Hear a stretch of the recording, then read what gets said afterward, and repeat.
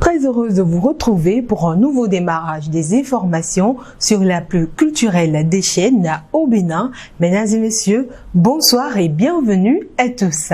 Démarrons par le Bénin qui aura à sa tête dans les tout prochains jours un nouveau président. Sur le plan culturel, les attentes des acteurs sur les axes prioritaires à aborder sont grandes. Suivez ici un reportage de Mohamed Amoussa sur les suggestions de quelques personnalités du monde culturel.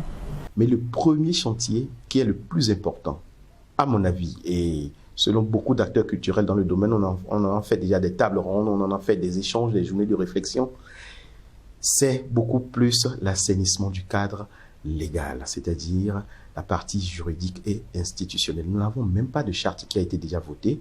C'est en cours depuis des années, c'est sur la table des députés depuis des années. On n'a pas de grille tarifaire, on n'a pas de considération de la culture, des métiers de la culture en tant que métier. Donc moi, je pense que le premier chantier le plus important, c'est l'assainissement du cadre institutionnel et juridique. Le nouveau chef de l'État aussi doit se baser sur les différentes infrastructures physiques. Parce qu'il ne sert à rien d'avoir des créations, d'avoir des œuvres de tout genre du niveau artistique sans avoir les espaces appropriés pour s'exprimer.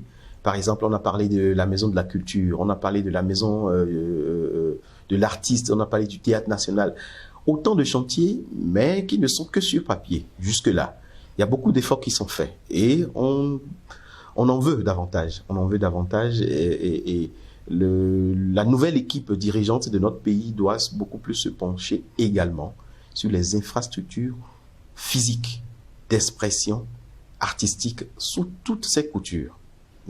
Parlant du théâtre, du cinéma, de la mode, de la peinture, des arts plastiques et j'en passe.